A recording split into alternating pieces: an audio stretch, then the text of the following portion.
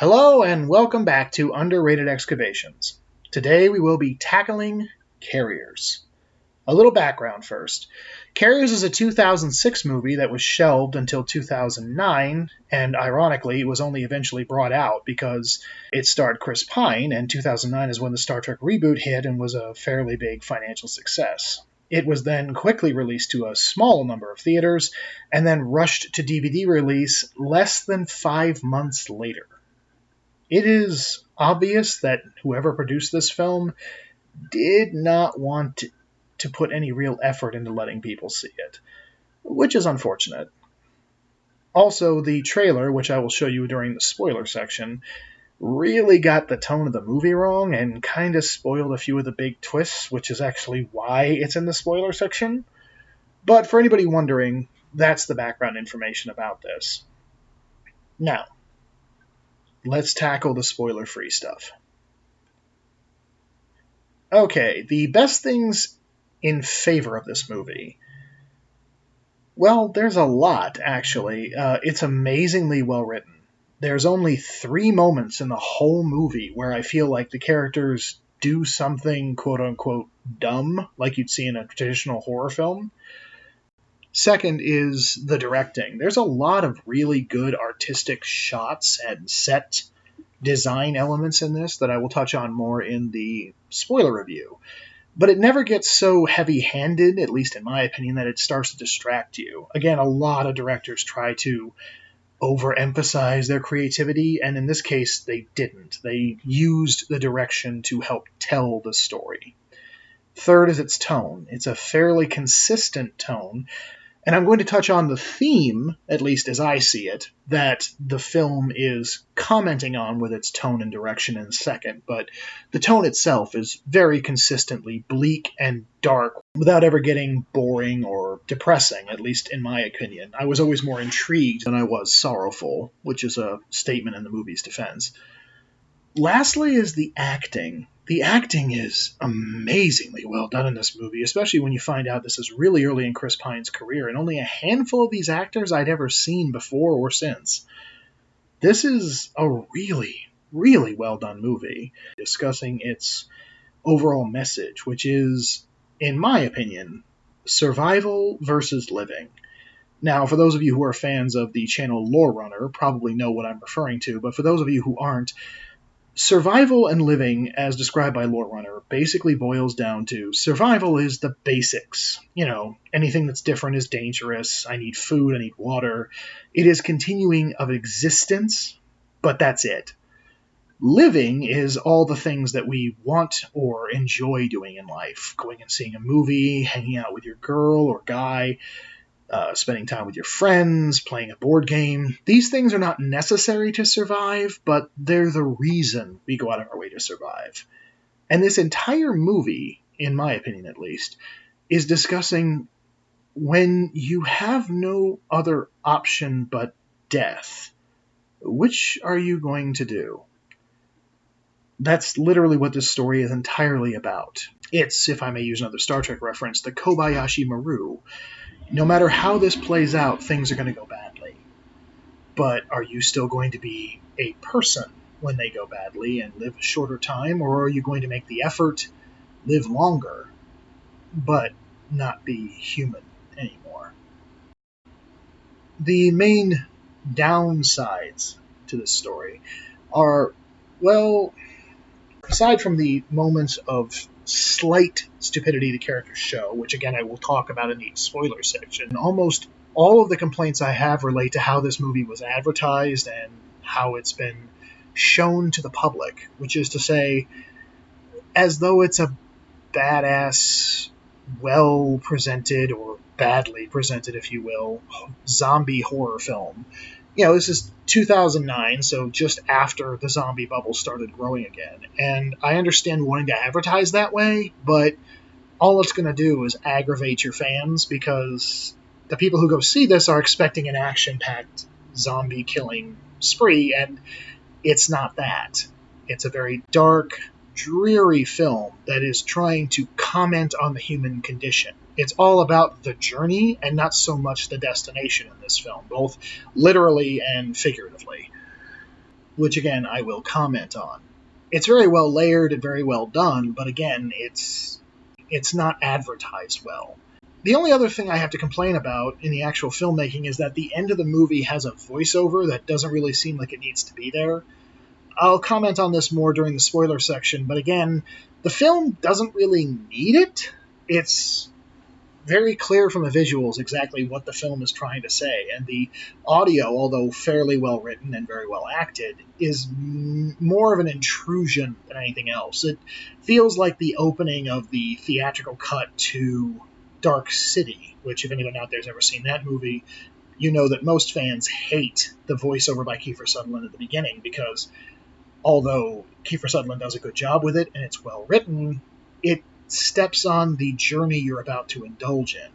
In this case, it feels more like the film was trying to explain to people at the end what it's actually all been about, when it should be fairly obvious to most people what it's about, so why waste people's time? But again, I don't want to disparage anyone who does like it, or the actor or writers involved. Whoever decided this should be there, I'm sure had their reasons. I just think the movie would be better without it. Alright, that's it for spoiler free. Let's get to spoilers. Our story opens up with some home footage of a beach, and I want to make it clear, this is meant not to tug at your heartstrings, but to show you what living is. Going to a beach with your family is literally unimportant in most cases. Most of us don't fish for our own fish. We go to a store and buy it. You go to a beach with your family to have fun, to throw drinks at each other, to throw sand at each other, to build sand castles, to go swimming, to go surfing. And that's living. And then we cut to a shot of literally the world upside down. And I understand that might be too blatant for some people, but I think it actually works really well, because although the camera does show the world upside down, it then tracks the car, so you assume it's just a shot of the camera following the car. But I take it to mean that things are literally not that anymore. The world is not a place where you can live as a kid and have fun with life. And we see our four main characters: Bobby, Kate, Brian, and Danny. All four of them are acting like life is as normal as it can be, and this is something that's going to happen a lot through the film. And then we get little hints of exactly how bad things are, but it doesn't really get there until the moment we meet Frank Holloway, who's taking care of his daughter Jody. Jody is infected, and Frank is trying to keep her alive. And he seems like he's focused on survival at this point. But it's more that he's hoping, like everybody is, that things will eventually get back to normal. But, well, we'll get there. After this, the foursome in the car are stranded and then go back to Frank's car and, using the gun they have, basically carjack him. But a middle ground is discovered by Danny, where he decides that they will just tape off the back, keeping the infected daughter and her possibly infected father separate from the rest of the group. And then for a bit, we just see them all bonding. It's kind of sweet, and for a while you honestly think this story is going to be about these five characters working hard to save the daughter. But then they get to the CDC location at a school, and one thing this movie does really well is showing you mundane stuff turned horrifying. And I don't mean like horrifying in a traditional like Saw body horror aspect. I mean like a dump truck that is full of body bags, or a school that has bloody pillows all over it. Things that we have come to associate with just life being used for death. It's really, really chilling when you think about it. There we meet a doctor who says there is no cure. There has been no cure. Their best efforts only prolonged the disease for a few days. And we see that he's about to give a bunch of potassium-laced Kool-Aid to a bunch of children. I'm assuming to induce a heart attack, because there's no hope for them. And this is probably the moment where The characters are the most noble. And I'm including Brian here, because even though he isn't in favor of any of this, he's still doing it, and it's heartbreaking. The next thing that happens is Brian's girlfriend, Bobby, acting entirely on her lizard brain, tries to protect Jody, who is choking, and gets sprayed.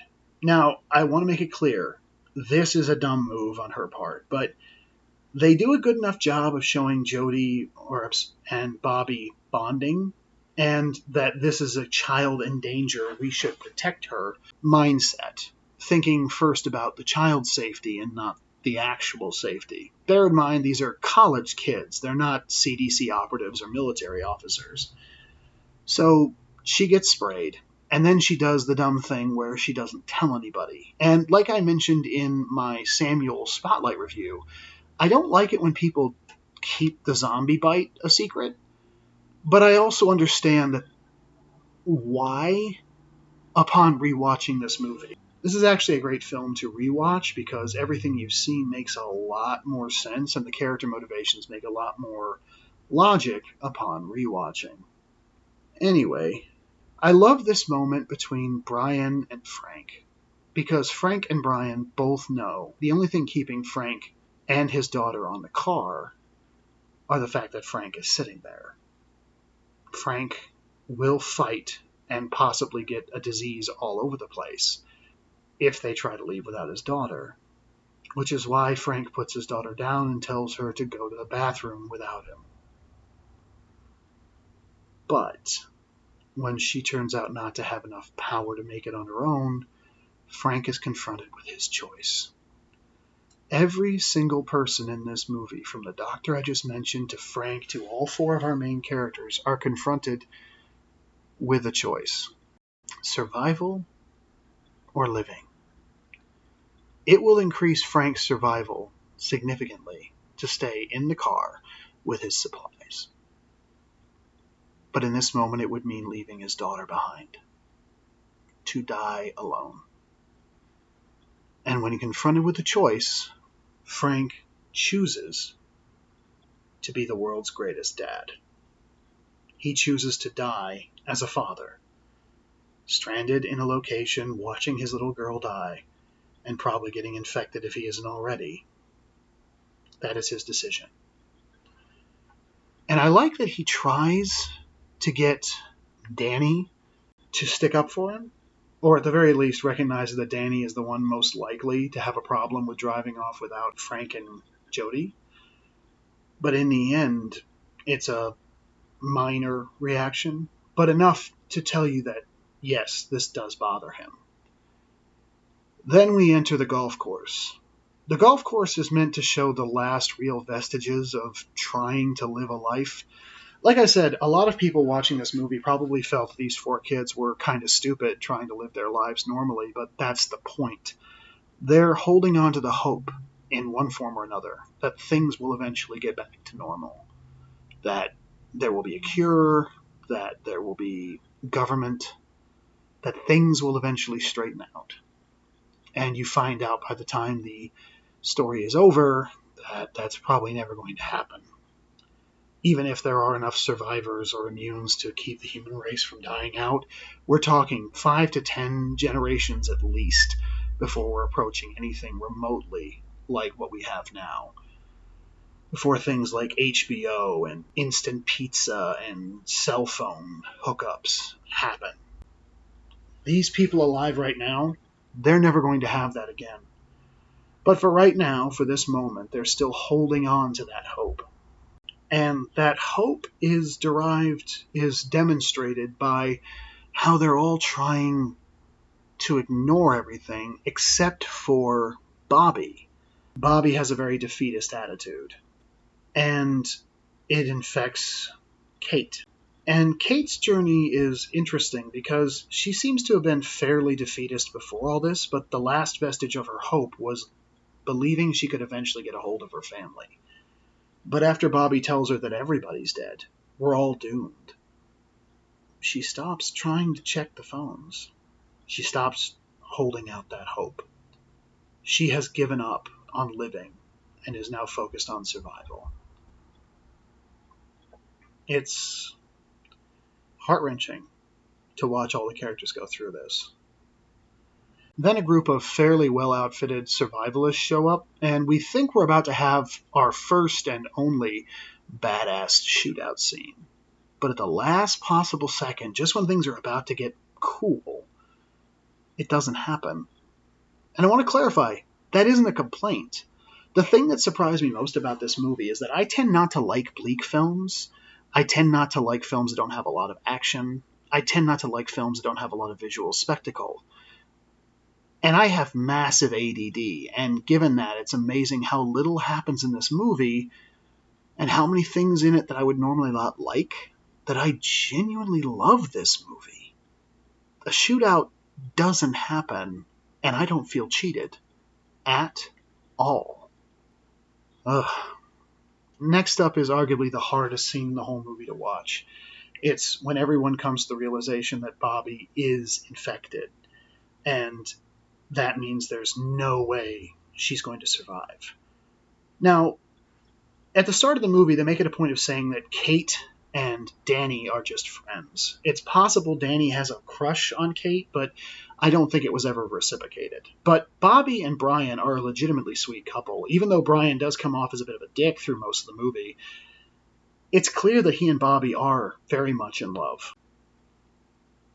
And the living thing to do in this situation would be to go to a small town, find a house, cordon her off from everybody else, and stay with her.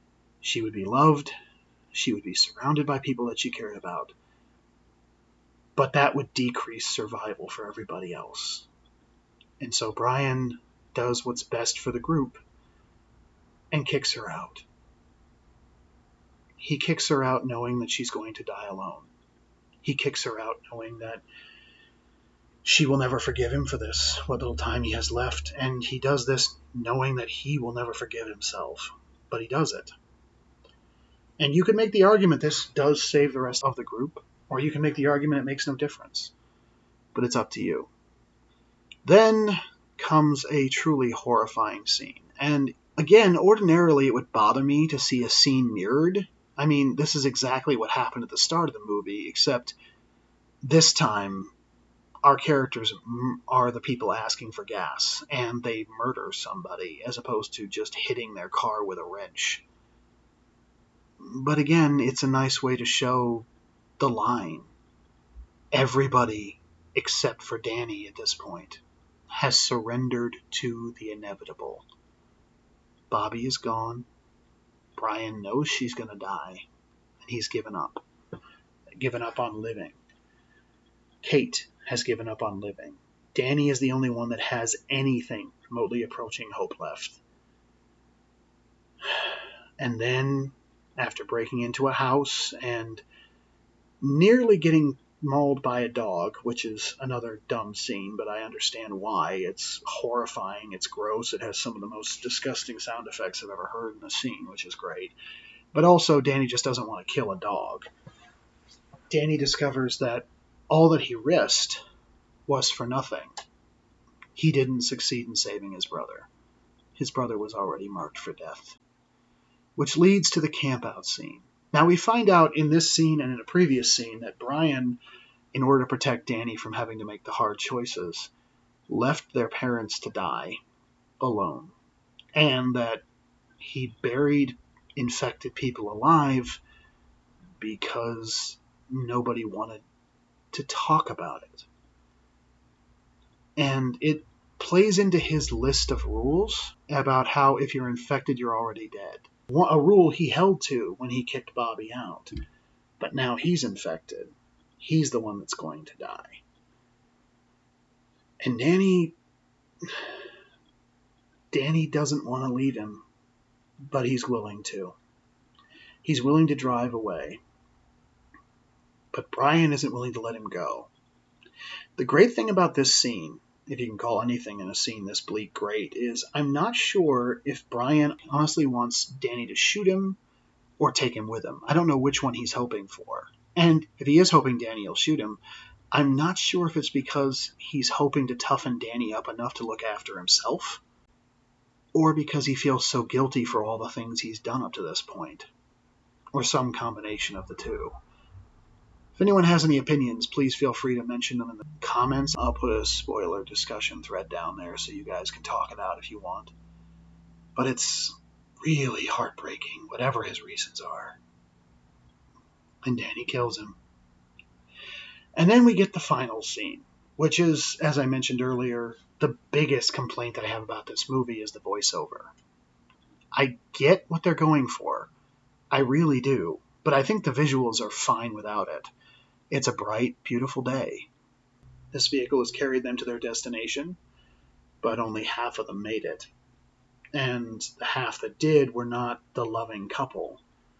They were friends. There's nothing left in either of them but the will to go on.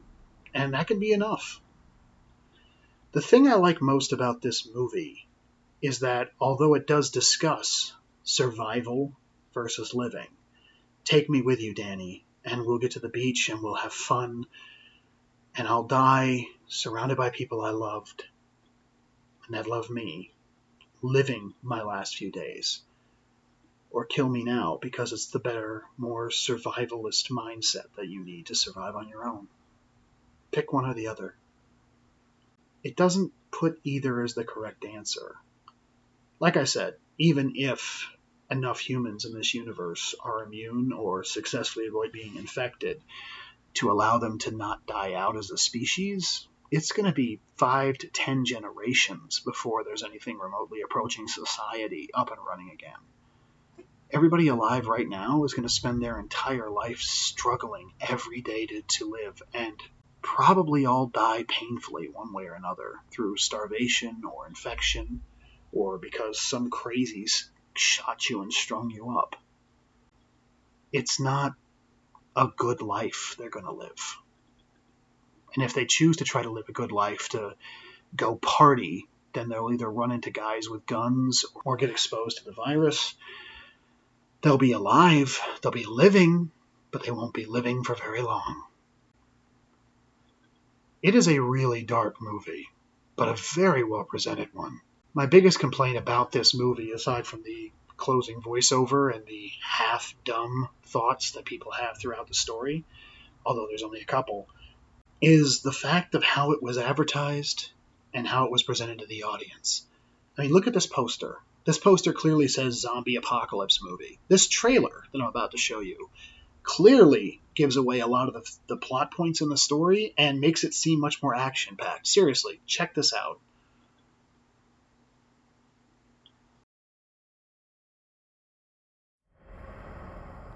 Hey, guys! All right, when is everybody? My daughter and I, we ran out of gas. I'm sorry we can't help you. Now move your car. Do not get any closer. Guys! She's got it.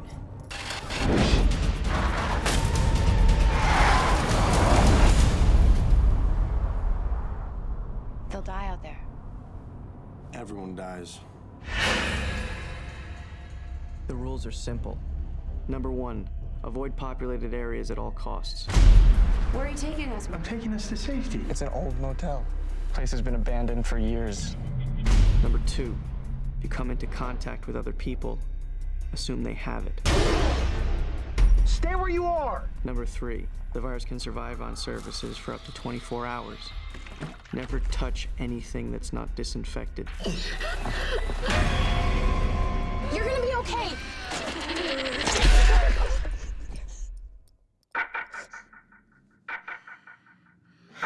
And the last rule, What happened? Nothing. take what you need Get up. and never look back. Why did you not do this? Please don't leave me here. You break the rules, you die. You follow them, you live. Maybe. Brian? You know them. Somebody had to do it. Was it going to be you, Danny?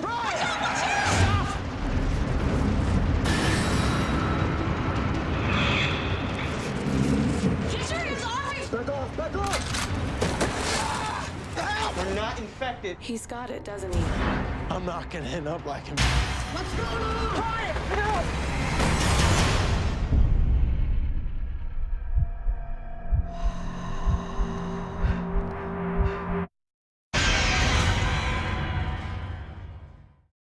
You see what I mean? That is a terrible trailer for this particular movie. But, in spite of these complaints, this movie is really good. If you're in the mood for something dark, heavy, and that'll make you think, this is it. And that leads into Section 3. This is going to be a really brief section because honestly, there isn't much. I don't want to see another movie in this universe because frankly, it doesn't need it. It's a well-presented, self-contained story, and trying to do anything else would probably taint it. I mean, I suppose you could do another movie story in this era. In fact, if you wanted to say this was part of something else, you could say this took place in the Last Ship television series universe, or in the Stand universe, or wherever else you would like to put this. Personally, though, I'm perfectly happy just letting Carriers be a little gem that you can watch if you're in the mood for a dark, deep film. And that's about it. The only real hope I have for it is that more people will see it and get what it's talking about. Okay. Well, that ends my discussion of Carriers. I hope everybody out there who's in the mood for a movie like this is willing to give it a shot. If not, I understand it's not for everyone. My next film, or I should say next video, will be about a short-lived television series from the 90s called Invasion America. I do believe there's a free version of it on YouTube, but I don't know where else to find it. If you want to watch it, please do. It's a very interesting, if sadly short-lived, TV show about, well, an alien invasion. And like I said, it does end on a cliffhanger, but we'll be discussing it in detail next week. I hope to have my second Spotlight episode out fairly soon. I'm aiming for Thursday, but we'll see how things go. Until the next time, I'll see you down the road.